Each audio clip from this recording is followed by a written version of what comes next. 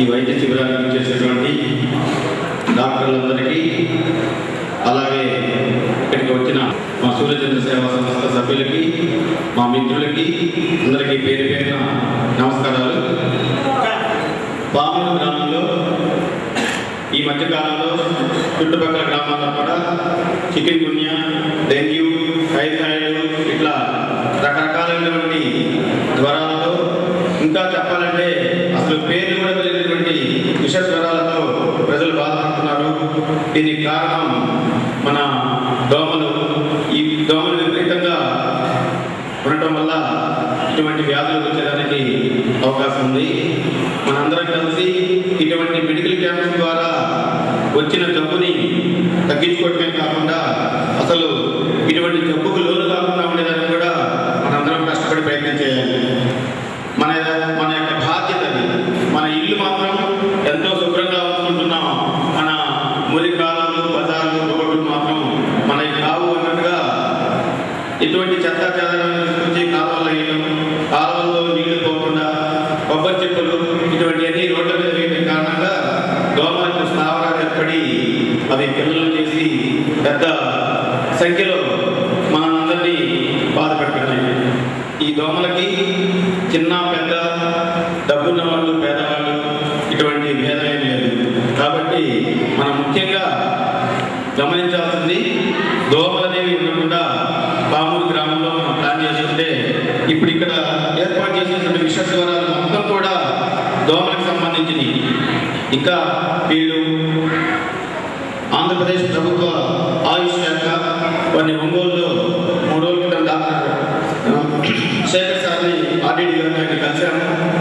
ఆయన వెంటనే స్పందించి పామూరులో ఇటువంటి సమస్యలు ఉన్నాయి సార్, అందరూ విష జ్వరాలతో బాధపడుతున్నారు, మీరు మెడికల్ క్యాంప్ ఏర్పాటు చేయాలని చెప్పిన వెంటనే డాక్టర్స్ అందరికీ ఫోన్ చేసి వాళ్ళ దృక్పథంతో మన మనోహర్ గారు ముందుకొచ్చి కేవలంగా సదుద్దేశంతో వారి యొక్క స్వచ్ఛంద సంస్థ ద్వారా ఇంకా మనం ఏమేం చేయొచ్చు, కేవలం సర్పంచ్ డ్యూటీ కాకుండా అని ఆలోచించి మా ఆర్డీడీ గారిని ఆయన్ని అప్రోచ్ అయ్యి మీ ఇక్కడ ఈ హోమియోపతి ఆదేశాలు జారీ చేశారు. తక్కువ టైంలో చాలా విస్తృతమైన ఏర్పాట్లు చేశారు పాపం వారు. కానీ దురదృష్టవశాత్తు వర్షం పడటం వల్ల మరి ఎక్కువ మంది ప్రజలకి మరి మేము సర్వీస్ ఇవ్వగలుగుతామో లేదని అనిపిస్తుంది.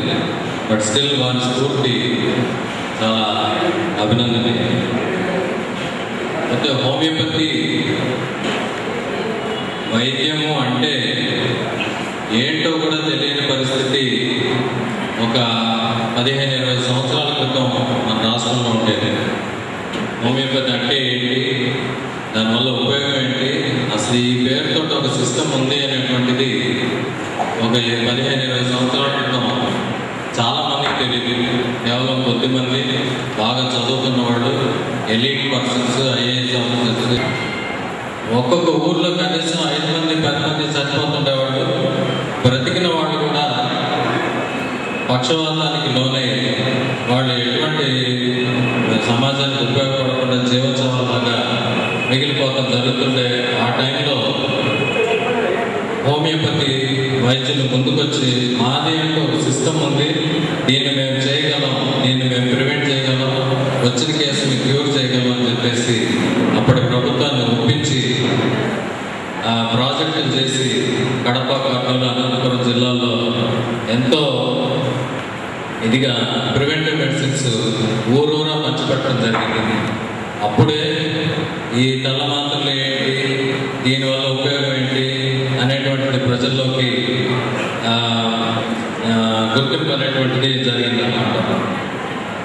సో ఆ తర్వాత డిస్పెన్సరీస్ చాలా స్టార్ట్ చేసిన తర్వాత ఓన్లీ ప్రివెంటివ్ మెడిసిన్సే కాదు, మెదడువాపు పక్కదానికే కాదు, ఈ హోమియోపతి వైద్యం ద్వారా చాలా జబ్బులకి ట్రీట్మెంట్ ఉంటుంది అనేటువంటి అవేర్నెస్ క్రియేట్ అయ్యింది.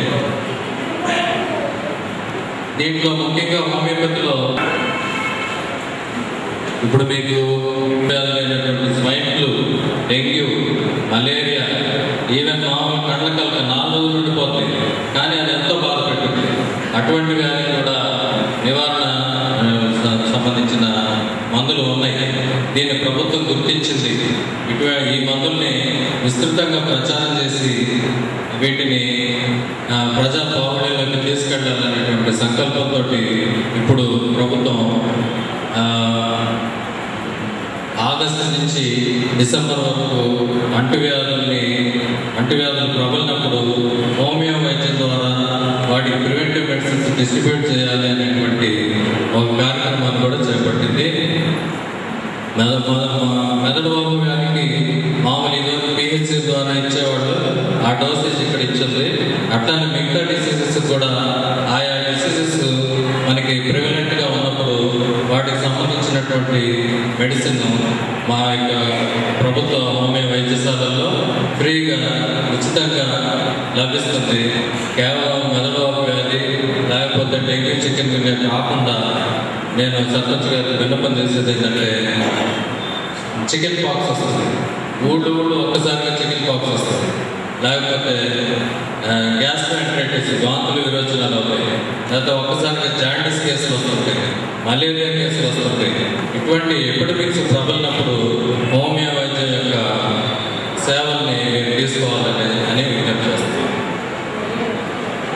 పోతే డెంగ్యూ చికెన్ గున్యా వ్యాధి గురించి మీకు అందరికీ తెలుసు. రెండు కూడా ఒకేలాగా కనపడతాయి, కొంచెం డిఫరెన్స్. డెంగ్యూలో ఒక 3 రకాలైనటువంటి డిసీజ్ ఉంది. డెంగ్యూ కామన్ డెంగ్యూ ఒకటి, డెంగ్యూ హెమరేజిక్ ఫీవర్ అని ఒకటి, డెంగ్యూ షాక్ సిండ్రోమ్ అని ఒకటి, తర్వాత చికెన్ గున్యా. అన్నిటికీ లక్షణాలు ఒకే రకంగా ఉంటాయి. కీళ్ళ నొప్పులు రావడం, పోతే విపరీతమైన జ్వరం రావడం, తలనొప్పి రావడం, చలి రావడం, చివరికి కీళ్ళ నొప్పులతో కొన్నాళ్ళు బాధపడడం. కీళ్ళ నొప్పులు అనేటువంటివి చికెన్ గున్యాలో ప్రామినెంట్గా ఉంటుంది. డెంగ్యూలో బ్రెయిన్ బోన్ ఫీవర్ అంటాం, అంటే అన్ని ఎముకల్లో నొప్పులుగా ఉంటాం. సో అయితే చికెన్ గున్యా కంటే డెంగ్యూ చాలా డేంజరస్. డెంగ్యూలో 3 వెరైటీస్ చెప్పాను. మొదటి వెరైటీ ఆటోమేటిక్గా రికవర్ అవుతుంది 5-6 రోజుల్లో. కానీ 2వ వెరైటీ 3వ వెరైటీ ఉన్నాయి. హెమరేజిక్ డెంగ్యూ, మళ్ళీ ఈ యొక్క shock syndrome, dengue shock syndrome. ఈ రెండు చాలా డేంజర్. ఇవి జ్వరం వచ్చిన 5వ రోజు కంపల్సరీగా బ్లడ్ టెస్ట్ చేయించుకొని ప్లేట్లెట్ కౌంట్ ఏమైనా డౌన్ అవుతుందా, పేషెంట్ ఏమైనా లో బీపీలో పెట్టుకున్నాడో చూడాలి. మనకి పల్లెల్లో సరైన ట్రైనింగ్ లేని డాక్టర్స్ పేషెంట్కి మొదటి రోజే, జ్వరం వచ్చిన మొదటి రోజే 1000 రూపాయలు ఖర్చు పెట్టించి బ్లడ్ టెస్ట్ చేస్తారు. ఇదంతా అనవసరమైన చర్య అనమాట. 1, 2, 3 రోజులు అసలు టెస్ట్ అక్కర్లేదు. 3వ రోజు తర్వాత టైఫాయిడ్ అంటే పాజిటివ్ వస్తుంది. 4, 5వ రోజుకి డెంగ్యూ గురించి మనకి ఖచ్చితమైన నిర్ధారణ వస్తుంది అన్నమాట. అందుకని ఈ డెంగ్యూ చికెన్ గున్యా లక్షణాలతోటి ఎవరన్నా ప్రెజెంట్ అయినప్పుడు తొందరపడి అన్ని టెస్టులకు వెళ్ళాల్సిన పని లేదు. వాచ్ఫుల్గా జ్వరాన్ని మెయింటైన్ చేసుకుంటే చాలు. జ్వరం తగ్గిపోతే ఆటోమేటిక్గా 2-3 రోజుల్లో రికవర్ అవుతారు. షాక్ సిండ్రోమ్లోకి లేకపోతే హెమరేజిక్ డెంగ్యూలోకి వెళ్ళినప్పుడు ఇమీడియట్గా హాస్పిటలైజేషన్, ట్రీట్మెంట్ అవసరం అవుతాయి అన్నమాట. Prevention is better than cure. వ్యాధిని నివారించడానికంటే నిరోధన చేయడం అనేటువంటిది ఇంపార్టెంట్. వ్యాధి రాకుండా చూసుకోవటం ఇంపార్టెంట్. వ్యాధి వచ్చిన తర్వాత చేసుకోవటం కష్టంతో కూడుకున్నది, ఖర్చుతో కూడుకున్నది ఈరోజు వైద్యంలో. అందుకని ఇందాక సర్పంచ్ గారు చెప్పినటువంటి మన ఇళ్ల చుట్టుపక్కల ఎక్కడ నీళ్లు నిల్వ లేకుండా చూసుకోవటం. ఈ డెంగ్యూ చికెన్ గున్యాకి కారణమైనటువంటి ఏడిస్ మస్కిటో, టైగర్ మస్కిటో అని కూడా అంటారు. ఈ టైగర్ మస్కిటో అన్ని నోవాలాగా రాత్రిపూట, మలేరియా మస్కిటో అయితే రాత్రిపూట కలుస్తుంది. అనాఫిలిస్ మస్కిటో, క్యూలెక్స్ మస్కిటో అంటే ఫైలేరియా వ్యాపింప చేసేది, అది కూడా రాత్రిపూట కలుస్తుంది. కానీ ఈ టైగర్ మస్కిటో అనేది మనల్ని డే టైంలో, ముఖ్యంగా తెల్లవారిన వెంటనే లేకపోతే సాయంత్రం 4-5 ఆ టైంలో ఎక్కువగా అది దాడి చేయడం జరుగుతుంది. మీరు మీ ఇళ్లలో కూడా ఈ మస్కిటో ఉంటే మీరు గుర్తించవచ్చు. దాని మీద చార్లు ఉంటాయి, టైగర్ లాగా, టైగర్ పులి లాగా దాని మీద చార్లు ఉంటాయి, టైగర్ మస్కిటో. దాన్ని గుర్తించవచ్చు. ఓహో, మన ఇంట్లో ఎక్కడో దీనికి బ్రీడింగ్ స్పాట్ ఉంది, దీన్ని మనం నివారించాలి అనేటువంటి. నీళ్ళు నిల్వ అంటే వాటర్ కూలర్స్, కొబ్బరి బొండాలు, ఆర్ఎస్ కొబ్బరి బొండాలు, పాత టైర్లు, ఇట్లాంటి వాటిలో ఉండే కొద్దిపాటి నీళ్ళలో కూడా ఈ మస్కిటో పెరుగుతుంది అన్నమాట. ఇట్లానే మన ఇల్లు శుభ్రంగా ఉంచుకోవడమే కాకుండా చుట్టుపక్కల మన వీటిని కూడా పరిసరాలను కూడా పరిశుభ్రంగా ఉంచుకొని ఎక్కడ నీరు జరగకుండా జాగ్రత్తలు తీసుకోవాలి. కొద్దిగా హోమియోపతి ప్రివెంటివ్ మెడిసిన్ ఇప్పుడు మీకు అందరికీ డిస్ట్రిబ్యూట్ చేస్తాము. డెంగ్యూకి, చికెన్ గున్యాకి, ఇతరమైనటువంటి విష జ్వరాలన్నింటినీ కూడా ఒకే రకమైన సిమ్టమ్స్ ఉన్నాయి. ఇది ఒక మెడిసిన్ లిపోటోరియం బి అనే మెడిసిన్ మనకి గవర్నమెంట్ డిక్లేర్ చేసి దాన్ని డిస్ట్రిబ్యూట్ చేయమని ఆదేశాలు ఇస్తున్నారు. ఆ యొక్క మెడిసిన్ మనం డిస్ట్రిబ్యూట్ చేస్తాం. దాన్ని ఒక్కొక్క వ్యక్తికి 15 మాత్రలు చొప్పున మెడిసిన్ ఇస్తారు. దాన్ని 3 రోజుల పాటు ఉపయోగించండి. మెడిసిన్కి ఎటువంటి పథ్యాలు ఉండవు. ఏ పేషెంట్ అయినా లైక్ ఇప్పుడు టీబీకి లాంగ్ ట్రీట్మెంట్ తీసుకునేవాడు కానీ, అవి మన బీపీకి, షుగర్కి మందులు వాడుకునేవాళ్ళు, ఫిట్స్కి మందులు వాడుకునేవాళ్ళు, వీళ్ళు లాంగ్ టర్మ్ మందులు వాడేవాళ్ళు కూడా ఎటువంటి సంకోచం లేకుండా మెడిసిన్ వేసుకోవచ్చు. ఎటువంటి సైడ్ ఎఫెక్ట్స్ ఉండవు. మెడిసిన్ వేసుకున్నాక ఒక 1 అవర్ సేపు, అంటే 1 గంట సేపు ఏమీ తినకుండా తాగకుండా ఉంటే మందు బాగా పనిచేస్తుంది. ఇటు మందు వేసుకొని అటుపోయి ఒక ఒక్కపడో సిగరెట్ తాగడమో, టీ తాగడమో, మంచినీళ్ళు తాగొచ్చునండి, ఇంకేమైనా తినడమో, చేయడం చేస్తే మెడిసిన్ పనిచేయదు. అందువల్ల మనం రోజు రాత్రి వేసుకోమని చెప్తున్నాము.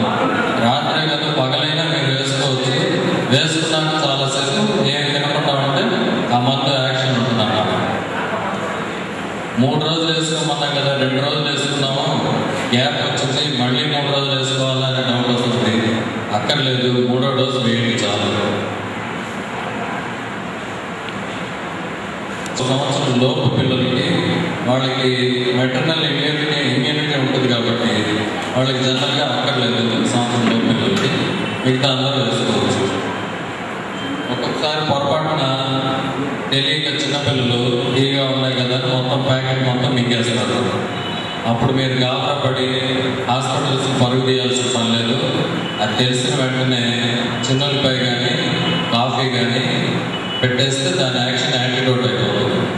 సో కంగారు పడిపోయి మీరు అక్కడ అల్లోపతి డాక్టర్స్కి దీని విషయం తెలియక వాళ్ళు ఏదో ట్రీట్మెంట్ చేసినా కూడా అనవసరం అవుతుంది. మీరు ఖర్చులు బాగా పడతారు. అప్పుడు చిన్నపిల్లలు తెలియక మిగితే వెంటనే ఒక కద్దులపై కానీ అంత కాఫీ కానీ నోట్లో పెట్టేస్తే దాని యాక్షన్ యాంటీడోట్ అయిపోతుంది.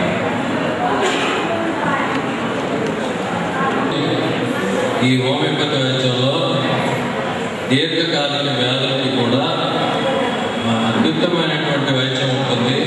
ఇంగ్లీష్ మందులకి సాధ్యం కానటువంటి జబ్బులు కూడా మంచి వైద్యం ఉంటుంది.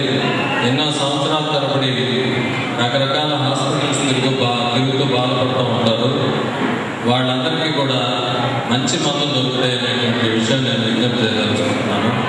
మన జిల్లాలో సుమారుగా ఒక 25 హోమియో డిస్పెన్సరీస్ ఉన్నాయి. ఎన్ఆర్హెచ్ఎం కింద ప్లస్ డైరెక్ట్ మన స్టేట్ గవర్నమెంట్ కింద. ఈ అన్ని డిస్పెన్సరీస్లో మీకు ఈ ప్రతి డిసీజ్ కూడా వైద్యం దొరుకుతుంది. క్రానిక్ డిసీజెస్ అయినటువంటి psoriasis, skin diseases, epilepsy, migraine, sinusitis, allergies, asthmas, కేడ నొప్పులు, మోకాళ్ళ నొప్పులు, నడుము నొప్పులు, మెడ నొప్పులు, ఇట్లాంటి అన్ని దీర్ఘకాలిక వ్యాధులకి మీరు రకరకాల ఆసుపత్రులు తిరుగుతూ ఖర్చులు పాలు కాకుండా మా యొక్క సేవలను సద్వినియోగం చేసుకుంటారనే ఉద్దేశంతో మీకు విజ్ఞప్తి చేస్తున్నాను. ఈ అవకాశాన్ని కల్పించినటువంటి సర్పంచ్ గారికి మరొకసారి ధన్యవాదాలు. Thank you sir. ఇప్పుడు మనందరికీ పరిచయమైన మందులు ఇంగ్లీష్ మందులు, వైద్యం ఇంగ్లీష్ వైద్యం. ఇప్పుడు ఎంతో ఖర్చుతో కూడుకున్న పరిస్థితి ఇంగ్లీష్ వైద్యం. దాంట్లో భాగంగా ఈ హోమియోపతి, ఈ టాబ్లెట్స్, గుళికలు ఇవన్నీ మన మనసుకు ఎక్కట్లేదు. ఇప్పుడు డాక్టర్ గారు చెప్పినట్టు A to Z అన్ని రకాలైనటువంటి జబ్బులకి ఈ హోమియోలో మెడిసిన్స్ ఉన్నాయి. అదే కాకుండా ఖర్చు తక్కువతో కూడుకున్నది.